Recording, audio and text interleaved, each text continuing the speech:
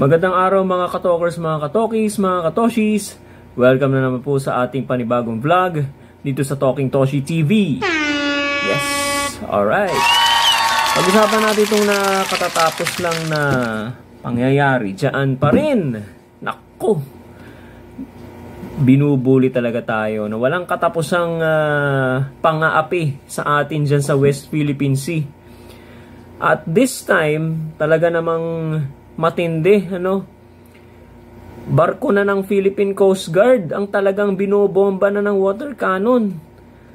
Halos mabasag na yung sa mga video na pinakikita, halos mabasag na yung yung mga salamin ng ating ng Philippine Coast Guard, yung barko ng Philippine Coast Guard. Okay? Sinisira na talagang sinasadya na lang sirain, At di lang sinisira through water cannon. Binabangga pa tayo. Talaga namang, talagang bangga. Gas-gas kung gas-gas. Grabe na tong kako. Nung pinanonood ko yung video kanina, ito ang reaction ko unang reaction ko talaga namang muntikan na akong makapagsalita ng hindi maganda Talaga namang nakakagalit, nakakahila ng galit yung mga nangyayari dyan sa West Philippine Sea. Sobra na. Okay? At alam nyo mga kababayan, napansin nyo mga kababayan. Sensya na kayo sa boses ko, Okay. Hindi lang basta, ang objective nila, hindi lang tayo, itinataboy. Okay? Kasi noong una siguro, light lang, tinataboy lang tayo.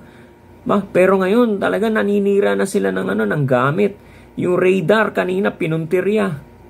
Mga kababayan, kita nyo ang ugali ng mga Chino, ng mga Chinese na yan naman nagbabantay dyan sa West Philippine Sea. Talagang they mean harm. Talagang gusto nila tayong saktan.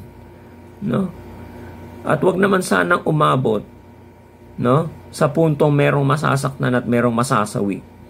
Okay? Pag dumating yon, yung time na yon, alam nyo naman ang pangako ng Amerika. Merong pangako ang Amerika na ironclad na pinagkaasunduan ng Amerika at Philippines, yung Mutual Defense Treaty. Okay? Mai-invoke ngayon yun. At maaari tayong tulungan ng Amerika sa pagdepensa sa ating teritoryo dahil meron nang namatay, may nasawi na. Huwag naman sanang dumating sa puntong ganon. Kung hindi titigil ang China sa kakabuli sa atin, merong mangyayari dyan na hindi maganda. Okay? Huwag naman sana. Okay? Bakit ba ganito ang kainit, kasidhi ang damdamin ng China? Bakit sila ganito ang ugali?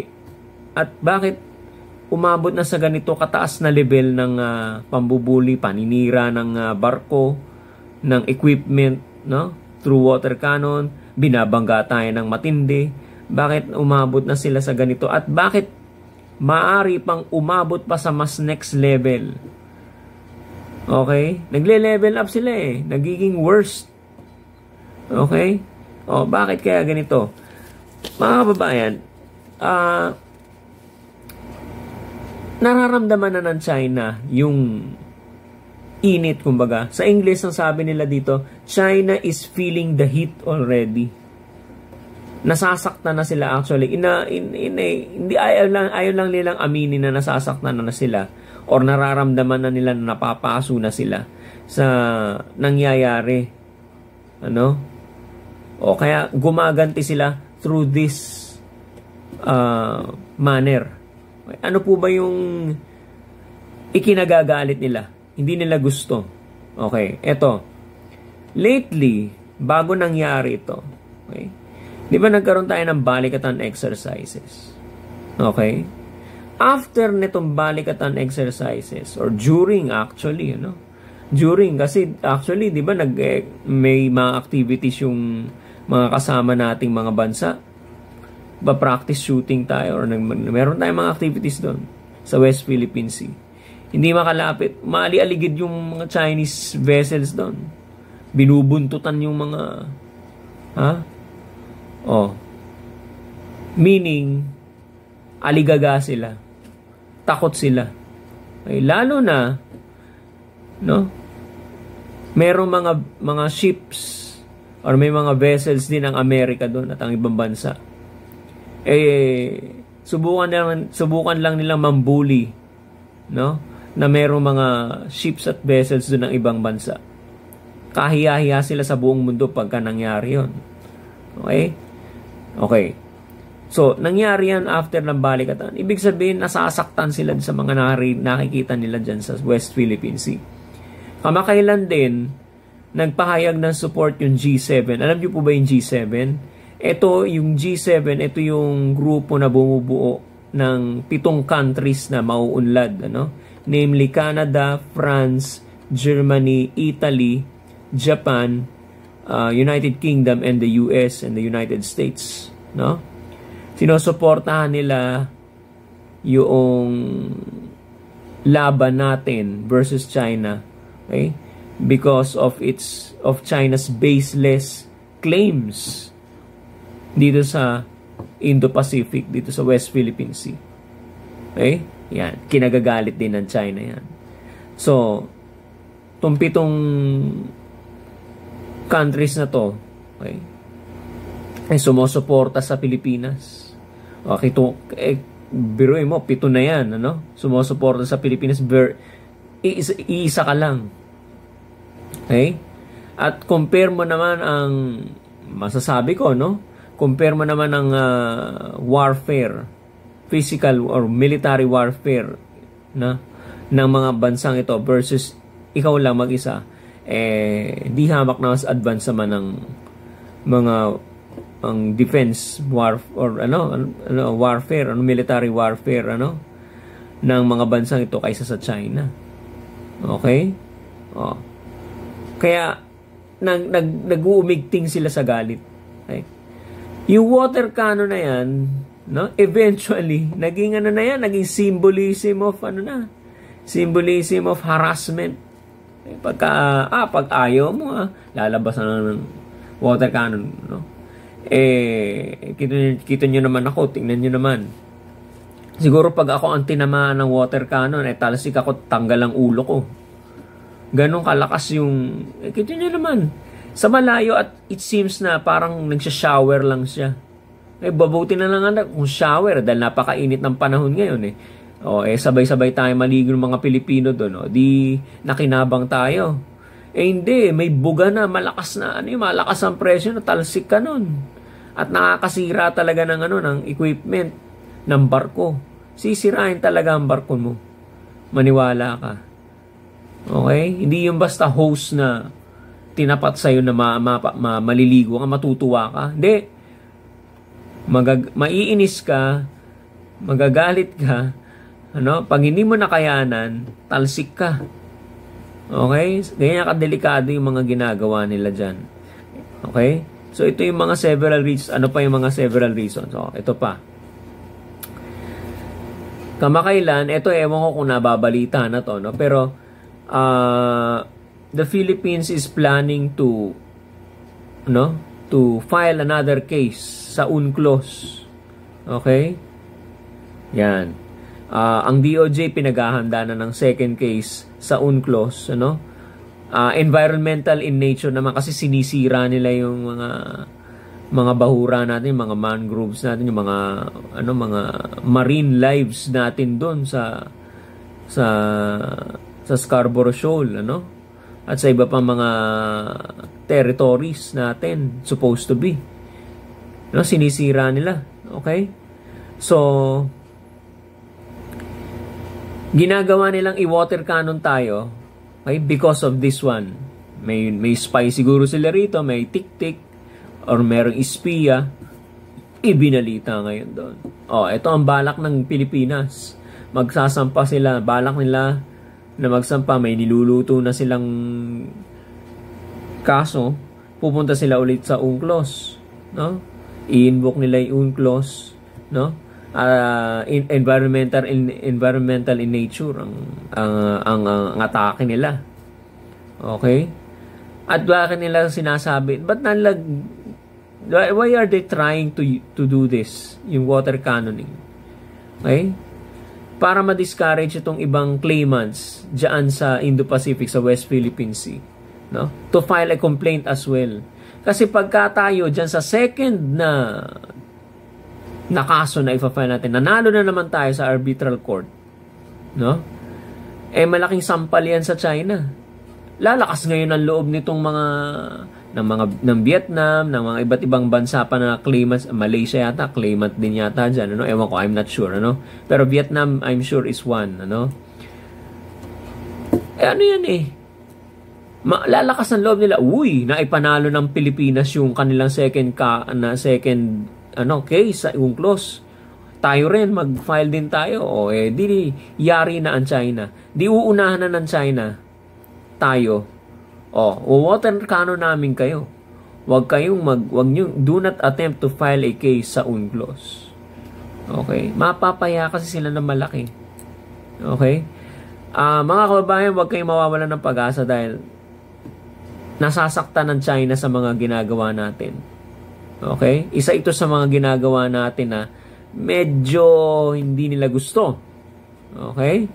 Yan. Kasi yung UNCLOS na yan dati, kasama ang China dyan. Pumirma ang China dyan. Okay? Kasi dati ang karagatan na yan, libre. Okay? Pwede kang sino mga pwede pang mangisda dyan,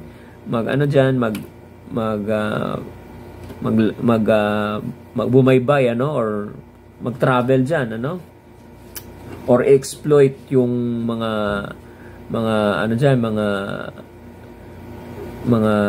tawag doon, yung marine life dyan, mangisda, pangunahin na, mangisda. Okay? Pero, para fair, nagkaroon ng loss of the sea. Okay? Yan. Lagyan natin ng batas para, ayaw ng China. Ayan. Diyan na nagsimula yan. Yan. Kaya yung mga mangingisda natin sa Scarborough Shoal, pinalalayas din Okay? Yan. Kaya, kawawa tayo mga kababayan. Nasasaktan kasi ang China. Bakit? Ano ba bang ginagawa natin? Isa sa mga palagay ko, ako sa sarili ko opinion, yung tinatawag nilang asymmetrical warfare. Okay?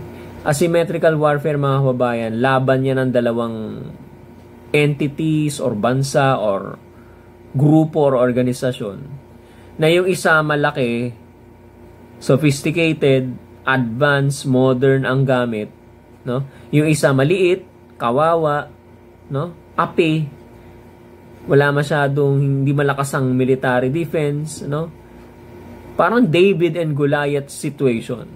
Yan ang tinatawag na asymmetrical warfare. Kasi pag sinabi ng asymmetrical, hindi siya pantay, Okay. So yan. Okay? So, anong ginagawa na lang natin? Hindi tayo makakalaban ng patas sa China.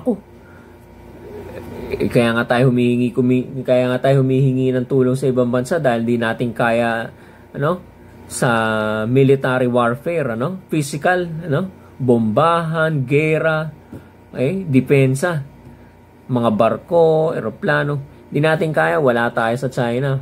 Okay? Talong-talo tayo dyan, Kaya saan natin dadaan? Okay? Napansin nyo ba mga kababayan, dati sa panahon ng Pangulong Duterte, wala masyadong coverage ang media sa West Philippine Sea. Okay? Wala masyadong media. Okay? Pero ngayon, kita nyo naman, lagi may video, pambubuli at saka sinasama na ang media mismo doon sa barko. Okay, so it's taking advantage of media, para maipamukha sa mundo na ito ang ginagawa ng China. Ito buong mundo, ito ang ginagawa ng China, Binubuli kami, wino-water cannon kami, Sinasaktan kami. Okay? So they're trying to sway the world, they're trying to sway world opinion, the opinions of other countries na kumampi sa atin, makisimpatya sa atin. Kawawa naman yung Pilipinas. So, talaga namang every time na tumatawid tayo dyan, nagbibigay tayo ng dumadaan yung barko natin dyan or bangka natin dyan for resupply mission. Talagang binubuli tayo talaga. Kawawa naman yung Pilipinas. Tingnan nyo. Di nakukuha natin ang simpatsya ng ibang bansa. Dyan nasasaktan ng China. Okay? Pero despite of that, patuloy pa rin silang nagwo-water cannon sa atin. Okay? So it's just a vicious cycle. No? At pataas na pataas pa ang antas. Okay? Only what we only can do is ito nga, asymmetrical warfare. Okay? In the okay? Ano ba 'yan? Sa harap ng public opinion or world opinion, bully ang China, kontrabida ang China. Yun lang ang pwede nating maipamukha sa kanila. Okay? Alam nyo naman mga kababayan, ano? Okay, eto. Ginagawa ng Marcos Jr. administration ngayon, to some political analysts, acceptable siya. Okay? Related ito dun sa asymmetrical warfare, no? Na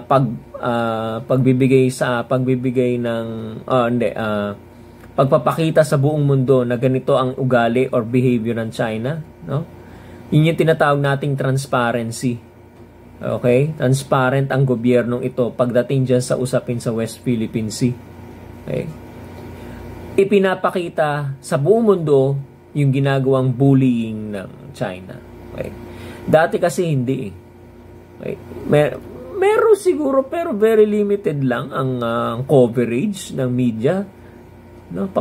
Sinasama pa ang media sa pagtawid, no? Diyan papunta sa Ayungin Shoal, no? Dati hindi comprehensive ang coverage ng media diyan sa West Philippine Sea. Videos lang coming from the Coast Guard or from the Navy, tapos bibigyan na ng kopya ang media, palabas yun sa TV. Yun lang. Pero ngayon meron ng sumasama na sila, nandun yung equipment, nandun lahat yung media. Okay? So, very different, no? Ang approach during Duterte's time versus as compared to Marcos Jr.'s time, ano? Yan. Alam niyo naman ang kultura ng China. Ayaw nilang napapahiya, no? Ayaw nilang napapahiya sa buong mundo. Okay, kasi ang pakilala nila, gulayat, ano? Malakas kami rito sa China, malakas kami rito sa Asia. Okay? Yeah, kaya nga pagka natatalo natin ng di ba yung sa Asian Games, natalo natin ng China. They were stunned. Talagang nagtataka sila. Bakit tayo natalo? Di ba dapat tayo superpower tayo dito sa Asia? Bakit tayo natalo ng napakaliit na bansang Pilipinas? Takang-taka sila. Kasi hindi sila sanay na natatalo. So sa paraan na to, no? Dito sa tinatawag natin asymmetrical warfare, no? Taking advantage of media, no? Na para maipamukha sa buong mundo na ito ang nangyayari dito. Ganti na natin sa kanila 'yon. Kumbaga parang alam niyo ba yung political judo? Ang judo kasi kung saan mahina ka, nakikita mong mahina yung kalaban, doon mo siya titirahin kung saan siya masasaktan. Dito sila nasasaktan. Ayaw nila na napapahiya. Ayan. Yung tinatawag nilang saving face. Okay? Isasalba mo yung mukha mo. Ito ang mukha mo. Ito ang pinakikita ng Pilipinas. Ito ang mukha ng China. Bully. Yan. Sampal. Napakalaking sampal niyan sa China. Okay? Kahit di tayo gumante, bala sa bala, water cannon sa water cannon, malaking sampal yan. Kaya masakit na masakit sa China yung ginagawa ng pamahalaang Marcos Jr. ngayon. Ano? Matindi yan. It's more than what water cannons can do. Okay? It's more than what weapons can do. Okay? Armalites, no? Fighting jets can do. Alright? Ayan. So, yan ang ikinagagalit ng ng China. Okay? So, wag natin isipin hindi tayo gumaganti. Gumaganti po tayo, mga kababayan. Okay? At sa paraang ito, no, na hindi nahahalata ng karamihan, payag ang karamihan na sa ganitong paraan. Okay? Sabihin natin, lalong tumitindi, lalong tumataas ang level ng ganun talaga sa warfare. No? May gantihan. Okay? Kung minsan ganito, di lalong gumaganti. Pwede nating, matagal ko na sinasabi to pwede nating gantihan sila sa economics. No? Economically. Pwede natin putulin yung exports natin sa kanila, no? Yung pag-import natin sa kanila ng mga products, etc., etc., no? Economic sanctions ang tawag doon, mga kababayan. Okay? So pwede natin gawin 'yon, Yung parang ginawa ng Ukraine sa Russia. Inaatake nyo kami, ha? Sige, puto lang trading. Okay, economic sanction sa Russia. Same thing with this one, Pwede naman din natin gawin 'yon. Ewan ko kung may ginagawa na ng pamahalan 'yon, pero let's wait and see. Baka mayroong gagawin na gano'n, Okay? Hindi naman ibig sabihin na kapag nanindigan ka, nanggegera ka na. Hindi. Pinangangalagaan mo lang yung sovereign rights mo doon sa territory mo. May yung karapatan mo doon para mangisda, mag-explore, mag-aral, kung ano man yung gagawin mo doon, Okay? Hindi naman gera agad, ibig sabihin, may mga iba nagsasabi, gera daw agad yung ginagawa ni PBBM, ng pamahalaan natin. Hindi, naninindigan lang tayo sa karapatan natin, hindi naman ibig sabihin pag nanindigan ka, ipinaglaban mo yung karapatan mo, gera agad yan, na barilan, na patayan. Of course, we don't want that to happen, Sino ba naman may gusto sa gera? Okay? Siyempre, mag-iingat din tayo, pero naman sobrang ingat naman yung nangyari doon sa panahon ng Pangulong Duterte. Okay? To a point na yung arbitral decision doon na kung saan tayo nanalo, piece of paper na dapat itapon lang sa wastebasket. Ibig sabihin, walang kabuluhan yon. Okay? Tapos, ang ginawa pa natin, kinaibigan pa natin ng China. Naku po. Di lalong lumakas ang loob ng China. Nagkaroon pa ng secret agreement. Kaya nga tinasabi ko sa inyong transparency. Baliktad nalaman ni PBBM na merong gentleman's agreement na iimbestigahan na pala, mga kababayan, come May. Eto, papasok na itong May na to. May gentleman sa aking administrasyon, lahat transparent. Ayan, ito pinakikita namin. Bully ang China. Buong mundo, ito, tingnan nyo, panoorin nyo. Ito ginagawa sa amin. Ayaw ng China na napapaya sila. So, ito malaking sampal sa kanila to. So, abangan na lang natin, mga kababayan, ng mga developments pa rito, kung ito pa itutuloy pa ba ng China itong pananakit sa atin. Sabihin na natin pananakit. Ako palagay ko, tataas pa yan ng level, Hindi pa payagan China na sila ay nasasampal at napapahiya sa buong mundo. Okay?